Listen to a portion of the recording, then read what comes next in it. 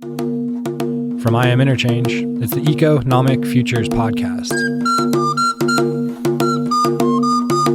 This is the third episode, the last in a 3-part series. My Place, My Sovereignty.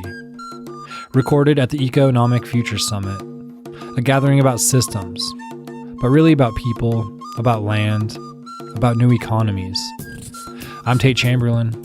In this episode, I'm joined by Ruben Hernandez and Miles Richardson, and the conversation starts with a simple idea that turns out to be not so simple at all: knowing where you come from. For some people, lineage is clear. Stories passed down, names remembered, teachings held in oral or written traditions. Who we are, what we stand for, where we belong. That clarity is a kind of privilege. From there, the story widens. We talk about building indigenous economies, not as theory, but as a relationship to people, to place, to earth itself. There's talk about sovereignty, of sovereign wealth, even sovereign wealth funds. Because economic activity matters, we all need it. But the system we're living inside now is built on something else: monetary capital, scarcity, the idea that there's never enough. What indigenous communities offer is a different application altogether, an economy rooted in looking after each other, in reciprocity, in the understanding that we're all in this together. And that idea doesn't stop at community boundaries. It scales up to something much bigger, a world sense, a human challenge, how we relate to our forests, our oceans, our air. Because sovereignty, in the end, isn't just about control, it's about responsibility. Stay with us.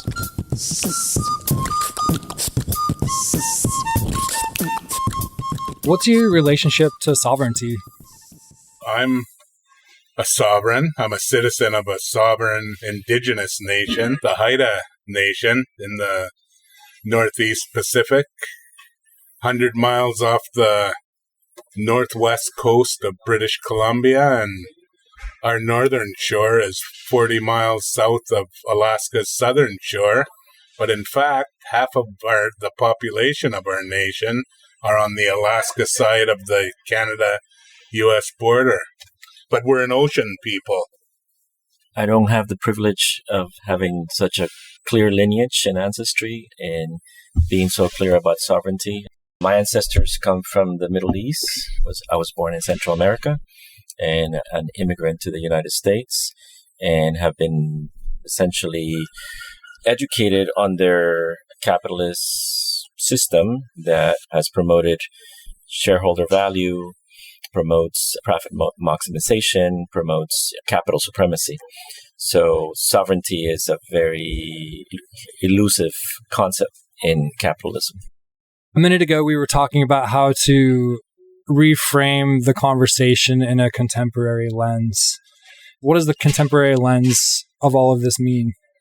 What is the contemporary lens of all of this? When I look at the world, my world as a Haida citizen, I look at the sovereignty, that the existence of my ancient nation, my people. We've been in our homeland since our creation on this earth. Our people have been in Haida Gwaii, the archipelago of islands that we still make our home. Scientists have carbon dated it to 15,000 years. The last ice age was seeded 7,500 years ago. We've been there a long time, but suffice it to be known that we've been there since our creation on this earth. And our people came out of the ocean into this human manifestation. Our history, which is a very strict and clear and disciplined oral tradition, our language, our stories, all recount and articulate and delineate who we are and what we stand for as a people, as an ancient people. And that continues right from those ancient times to today. And we could get into a bit of the cultural stuff if you wanted, but that's not what we're here doing. We're here to share with other nations about building economies. And at the base of that is what I just described is our sovereignty. Haida sovereignty is based on that ancient relationship between our people and our place on this earth, which is Haida Gwaii. And when we're talking about building a new economy, looking forward from today, we're talking about building it based on who we are as a people, our worldview, our belief on what our place in this world is, our values as a people, what guides our actions in every generation of our people that make us Haida. Big part of that story, and one of the main challenges before us today, is this ancient progression, this ancient continuum of the existence of the sovereignty of my nation was interrupted 230-something odd years ago when Juan Perez, the Spanish sailor, stumbled out of the fog on the northwest end of our island and ran into Haida Gwaii. In the beginning, the colonial period for our people, which has been a dark story. But that story is only less than 250 years old. And since then, our people have faced smallpox epidemics, which killed 95+% of our population in 50, 60 years. And really tore away the fabric, the institutions of our governance and our nationhood. And by conscious effort by these colonizing people. So when we're talking about a healthy economy going forward, we're talking about reestablishing our jurisdiction over our islands, our homelands, and our people in a modern sense. We're talking about owning our sovereignty and reestablishing our relationship to Haida Gwaii, our home, in a healthy way, according to our values. And we're talking about, very importantly, establishing a proper relationship, a right relationship, if you will, with the Crown in right of Canada, because they're not going anywhere, and we're not asking them to go anywhere. We're happy, our people are happy to share and coexist with them, but on a mutually respectful basis. And of course, as human societies, we all need economic activity. We want it to reflect who we are. That's why we're here, to share that with other people, and we've shared richly. Well, mostly I've listened while I've been here. Except with Ruben, I filled his ear with lots of prescriptions and stories. Yeah, Ruben, come on in here. No, I love just hearing the stories and hearing the conviction. Embodied sovereignty is really not something that you see every day. And that's what Miles represents when he speaks. You can see embodied sovereignty. And that is very rare to see in the U.S. I've been looking at ways for capital to be at the service of people and place. And the latest approach for me and my own journey within this capitalistic system is really how U.S. philanthropy and U.S. philanthropy is at the service of sovereignty. And where I see what's happening in Haida Gwaii and the relationship of the citizens of Haida Gwaii with Canada and the Crown is really fascinating to me, because here in San Francisco, just the mecca of innovation and technology, and how we've used venture capital to create the most amazing technological innovations. I think we also have an opportunity to create innovation, how capital can be innovative in being at the service of sovereignty, not the other way around. So Miles represents embodied sovereignty, and his relationship to his own land is an inspiration for people like me who have been disconnected for who knows how many generations. I've been disconnected to a place, and reconnecting through the embodied sovereignty of an Indigenous leader is an honor for me. And it's a healing process as well, because it's no longer about capital being supreme and capital putting conditions on what it needs to be created. Sovereignty has already sets the conditions for capital, how capital shows up. I liked how you described Miles yesterday as living in sovereignty and protecting it. And you're both of a polarity in this with internal and external sovereignty. I don't think there's any human society on this planet who hasn't had to negotiate or mitigate their values to get along with their neighbors to some degree. That's a human story. It's a survival mechanism, right? If you look at the history of Latin America, and if you look at the history there, and even prior to the conquest or the Spanish conquest in Latin America, the Spanish would rule 800 years by the Muslims.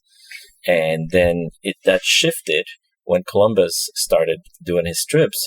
They were bringing folks from the Middle East and Northern Africa to the Americas, and specifically to Latin America. And that just made a whole big mess in Latin America.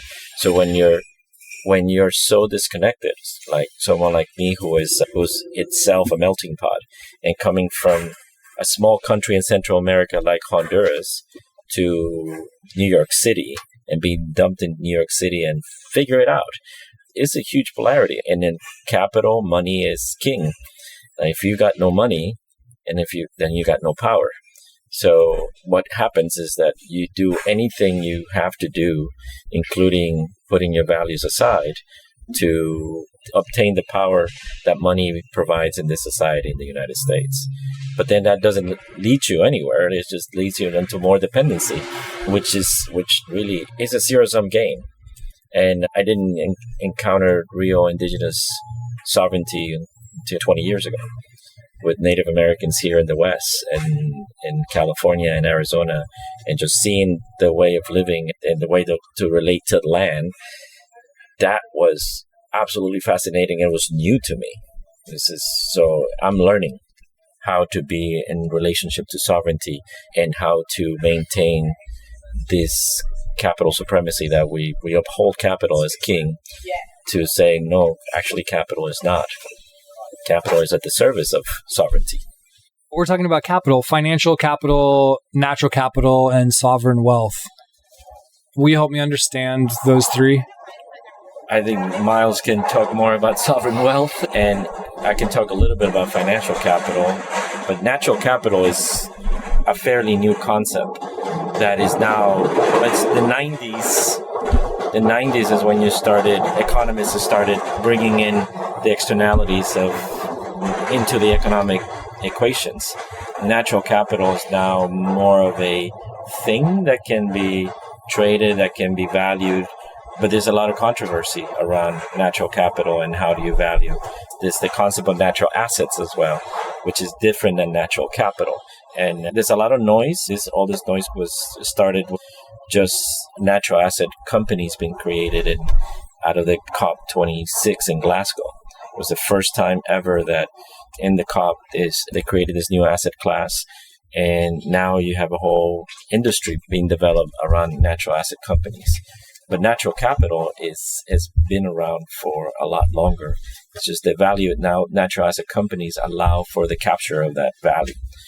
Sovereign wealth is a completely different world than financial capital and natural capital. But if I would put sovereign wealth is at the top of everything, and then from sovereignty and knowing what your wealth is, then you can make decisions around how to use your financial capital and your natural capital and price it in a way that you want to price it. Sovereign wealth or sovereign wealth funds must begin with sovereignty. You need to define that. You need to understand that. And if you're looking to change that or change your circumstances looking forward, you've got to own that sovereignty.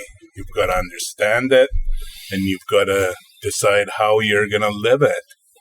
And the essential task today, like the colonial process that I'm talking about, that in looking forward we're trying to shed and leave behind, tried to convince us as Indigenous people that we're something we're not. They tried to define us as Indians, quote unquote Indians, colonized, dispossessed people who were homogenous across the continent and really weren't human enough to possess the human rights that other humans do.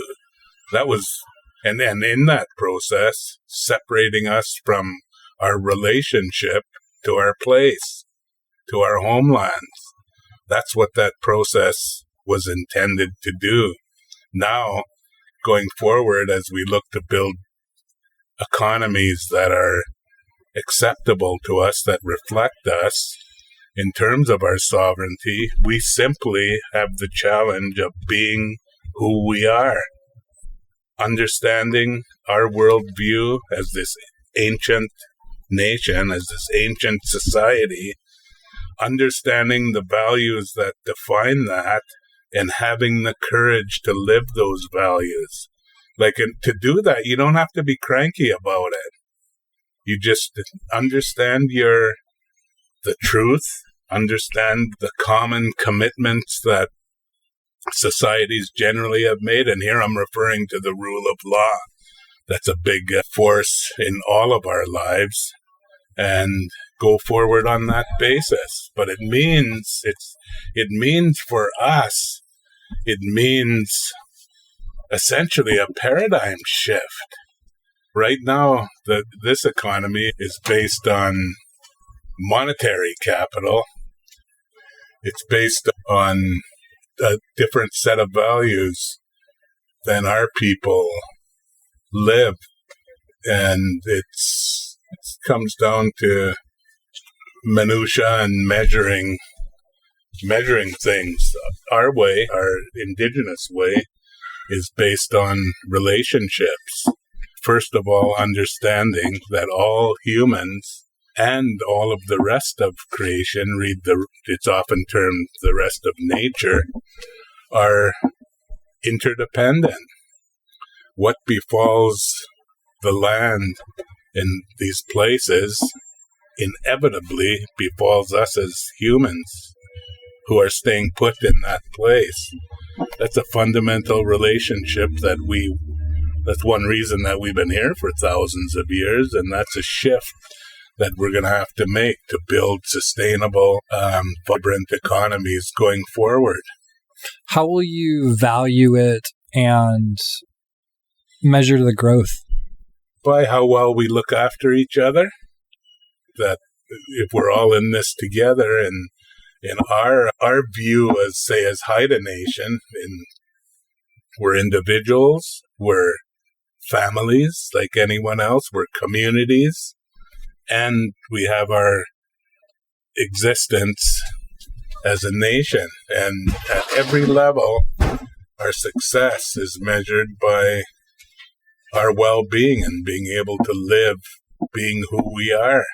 Like me, every citizen of my people is a raven or an eagle.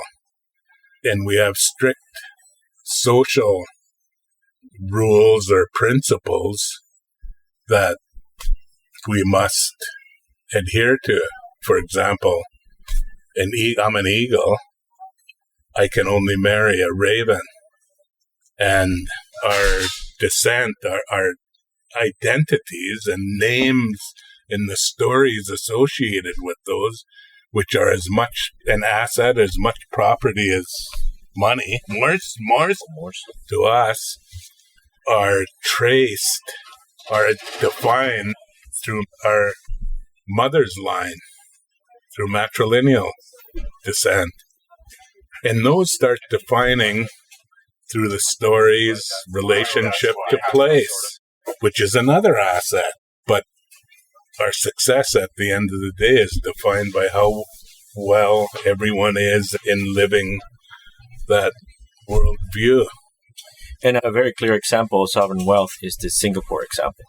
So if you look at Temasek, Singapore has only 6 million inhabitants and this small little island. So as far as natural capital, they have very little. They have a lot of social capital that they've been able to increase the value of that social capital. And it's really, you look at that society and how well they take care of one another. It's a very clear example, and it's only been 60 years. 1965 is when Singapore got their independence from the crown, and they were very good at ensuring that they were looking out for one another. Now imagine now all this sovereign wealth that is all across the world, all the natural capital that indigenous communities have all across the world. That sovereign wealth is what really can define how do you use financial capital, how do you measure success, and how do you do new ways of measuring success and relating to one another. What are the health standards? What are the food standards? What are the water standards? With sovereign wealth, you can do that as a nation, as a people. And natural capital combined with financial capital, that's where sovereign wealth can really be asserted by sovereign nations. As we're here, COP30 is happening in Belém, Brazil, which could be defined as mandated climate finance. How is a sovereign wealth fund different? So a sovereign wealth fund would help to finance and help to manifest projects that are going to deal with these climate crises, these human challenges that we've created.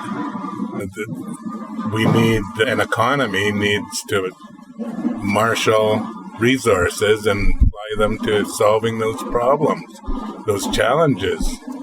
That's how a sovereign wealth fund would help deal with that, and that's one of the challenges that we're facing. If we spend all our resources as societies perpetuating dependence on fossil fuels, we might be rich for a bit longer, but we're not going to survive long.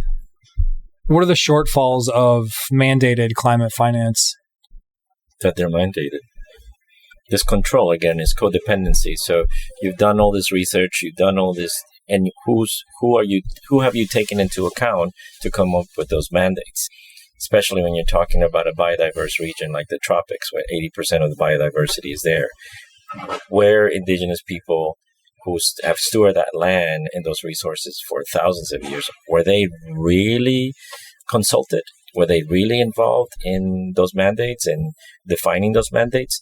If you talk to any negotiator that has been going to these COPs, there's almost no real consultation to indigenous people in the tropics, where most of that biodiversity is. And when you look at the north in Canada or the south in Patagonia or Australia or New Zealand, ask them. And there's very little consultation happening. So those mandates are biased. So there's an agenda. And those mandates are part of the existing economic paradigm. If I was going to learn from my culture and the experiences of our people, and I was observing the challenges of humankind, like climate change, biodiversity loss, those are existential threats. Our survival as a species is in question. Now, how did that happen? Our people now are fighting in terms of owning our sovereignty for more control over how we as humans relate to our place, in terms of how we relate to our forests, how we relate to our oceans, how we relate to our air. One of the reasons I think, and this is that one of the reasons that we're in this mess, is because we as humans generally have allowed power to shift disproportionately to the nation state and their corporate agents. That what we need to do to solve these issues is to move power, meaning decision-making over our relationship to place, back to where people live, back to the places they call home. where they will have the relationship of respect and reciprocity with the air, water, and soil, the essential elements of life. Since you asked the question. That was great. So to go back to the sovereign wealth funds and existing sovereign wealth funds that are, you look at the Norwegians or the Saudis or that are some of the largest sovereign wealth funds. If you look at the beneficiaries behind that, is a small percentage of the population in the world. So the new sovereign wealth funds really have to be looking at the whole world being beneficiary, not just a small part of our population or a small region of the world. And I think that's the challenge that we have as a species too, is how do we actually look out for each other with these financial vehicles that are there for us to just redefine our relationship to one another and to our place. So creating sovereign wealth funds moving forward that explicitly name the planet and those who are not here yet as beneficiaries, then we can have a different conversation about sovereignty, because you're not just looking out for your folks in Norway or Saudi Arabia or Singapore. You're looking out for the whole world. And I think this is where Indigenous people and their knowing that sovereignty and that relationship to the planet, this is the new economy, right? That sovereign wealth can look out for all of us just by having that relationship to place. So it's an infrastructural design on how we have siloed ourselves through all these different mechanisms. And you look at global trust funds as well. It's the same, it's a very similar approach, whereas you're looking out for a small percentage of the very tiny percentage of the population in your mandates as sovereign wealth funds. Just think of what Ruben's saying about sovereign wealth funds and the effect and how they'd operate to address some of these challenges.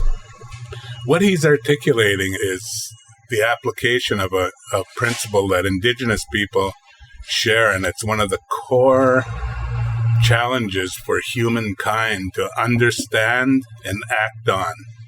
And that's, as humans and as the rest of creation, for us to understand our interdependence, that we're all in this together. Indigenous people have some leverage now to make some change on that front, but we're not in this by ourselves. This is a human challenge. We were meeting with some philanthropists the other day, and that woman, really wise woman, talked about appreciating and understanding the indigeneity of all of us as humans. And that's where we got to get. And he's talking about it in terms of sovereign wealth funds, but it's the same thing as I just said, that same principle. We've been discussing philanthropy guided by an indigenous economy. What are some key differences between this and the philanthropy that is spread through the United States? U.S. philanthropy is a very different, it's an industry. And the economic incentives of having, and this comes from the 1800s in industrial times, it's just to avoid paying the government for services that they need to provide to all of us. Here in the U.S., you have $300 billion or $400 billion in donor-advised funds that are essentially controlled by individuals that decided to move their money from the public with tax advantages to continue having control of that money. This is part of the codependency that philanthropy has created across the U.S. and across the globe, too. If you look at what just happened with USAID, for example, and the aid that the U.S. was sending to other countries, that aid there was a very intentional geopolitical agenda to move forward U.S. policy across the world. But if you look at the money that was sent to all these countries, a lot of that money just came back to the U.S. through folks who were doing a lot of NGO work that were working in the U.S., but operating in those regions. And a lot of great work and a lot of good happened because of that aid, but also the U.S. profited, and all of us as citizens profited tremendously from that. And then U.S. philanthropy is the same. When you look at, if you add the foundations and the institutional players in philanthropy, you're looking at almost $2 trillion of assets under a very small number of managers that are managing this wealth, and an even smaller number of wealth holders that are governing that. So that is not a democracy at all. U.S. philanthropy has to evolve to be really at the service of sovereignty, relationship, indigeneity into an economic system that is not extractive as it is right now. Because we continue extracting the way we extract, at the rate we're extracting, we're all going to hell. What are the questions that aren't being asked? I'm asking all the questions I know. Why not give up control of your capital? Why not transfer control of your capital? Why aren't you transferring control of your capital to governing mechanisms led by women or indigenous people? If you hear a lot about billionaires holding a lot of control and a lot of power in the U.S., why aren't they releasing control? That's a question. And is it a fear? Is it you're not releasing control because of fear, or because it's just pure accumulation for more power, which is a way of control and fear? So the question to me is always, who's making the decisions, and are those decisions being made in a sovereign way? Those are the questions that I don't understand when I'm in rooms with philanthropists or capital managers. Who's making those decisions? Does democracy allow for sovereignty? Democracy is based on sovereignty. It's based on the definitions of today of sovereignty. I look at Canada's democracy is one person, one vote, tempered by the rule of law. But the peopleness, the population, are defined by Canadian sovereignty. The rule of law recognizes Indigenous sovereignty. So there's a balancing force there that must be worked out at the political table. So it enables it. In that instance, it's not perfect, but it's better than not having it. And we're getting there in Canada. And I wouldn't even begin to speak for U.S. tribes, but U.S. tribes under the American democracy have powerful, recognized sovereignty over their places already. You'd have to ask them about whether that works or that democratic system is acceptable. They're pushing for changes also, but how it relates to that, you'd have to ask them. What the sum total of what I'm saying is Canada democracy does allow for that. It's not perfect, but we're getting there.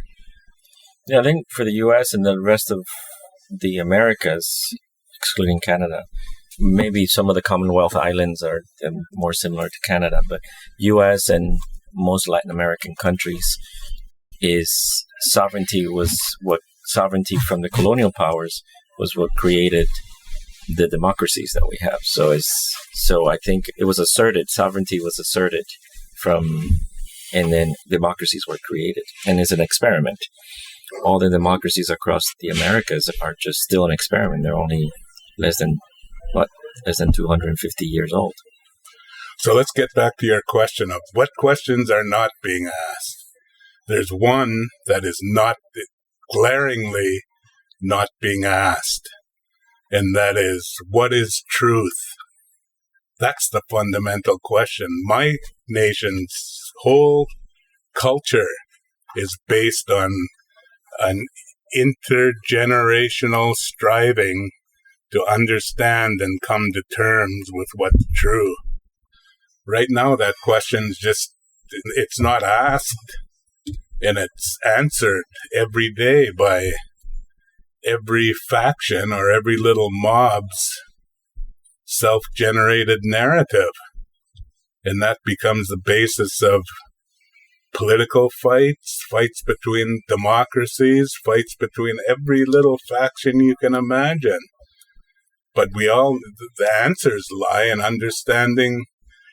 Indigenous people in English refer to it as the natural law. There's a natural order of things. There's an order of things in this world that were created that we have no power to change as humans. All we can do is understand those rules and comply, because as we transgress those fundamental rules that our Creator put in place, as we transgress those, we pay in direct proportion to those transgressions. We don't have any say about that. That's just the way it is. So it's a prudent approach for us to strive to understand what that truth is. That's a good one. What is truth? What brings you to hope? That there's kindness, and deeper than that, that there's love in this world, and there are still people who understand that's the most powerful force in our existence. Still. And if anybody wants to live life well or to improve life, loving and being kind is much more powerful and much more effective than being fearful and mean. That's what gives me hope. And everyone, I should be looking in a mirror. That's each of our challenge every day. And it's at that level. Each of us have to make that choice. One of the most important decisions we make, and we get up and start our day every morning. That's why it's so important to give gratitude for each day. But do I live in a loving world, or do I live in a hostile world? It's going to determine a lot about how your day unfolds. Yeah. Each of us have to make that choice. What brings me hope is just these kinds of relationships, these kinds of conferences, and we're not complaining about what others should be doing. We're figuring out, we're co-creating together. That brings me a lot of hope. I'm Tate Chamberlin. Ruben, Miles, thanks so much for being here. It was a real pleasure hosting you. Thanks for having us. It was a good conversation. Enjoyed it. Thank you. And when the conversation ends, it doesn't ask you to agree with everything you've heard. It asks you to sit with it, to notice what shifts when responsibility, not profit, moves to the center, when care becomes a measure, when the future is thought about in generations, not quarters. This is where the series leaves off, not with uncertainty, but with a direction, a plan grounded in relationship, accountability, and the long view. Toward each other, towards the places we live, towards what we're willing to protect and build. Because the question isn't only how an economy works, it's what kind of life it makes possible.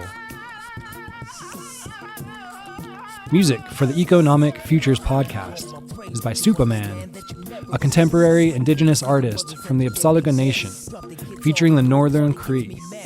Known for his innovative fusion of hip-hop and traditional Indigenous elements, Superman brings cultural heritage and modern storytelling to the soundtrack. Following hers, I pray for you, pray for the sick and the poor, pray for the rich man who don't give to the Lord, and I pray for wisdom, and I pray for power, and I pray for be ready in the final hour, and I pray for those who keep judging ministry, and I pray for my friends and my enemies. Hey everybody, thanks for listening to the podcast. If you enjoy it, please subscribe or leave us a rating. The Economic Futures Summit was brought to you by the University of California, Santa Cruz, Indigenous Engagement Institute, Gwen Bridge Consulting, Wolakota Lab, the Cleveland Foundation, Native Americans in Philanthropy, Salmon Returns, Nia Taro, Canadian Parks and Wilderness Society, Margaret A. Cargill Philanthropies, Firelight, and Quaxala. Special thanks to Gwen Bridge, Julia Indivierno, Solomon Sear, Jacob Hune, Ruskar, and longtime I Am Interchange supporter, Whistlepig Korean. This episode was produced by Susan Karstensen and me, Tate Chamberlin. A shout out to our media and production team, Darko Sevilla, Amin Yarsu, and Jacob Desh. Remember, share airtime and don't ruin dinner.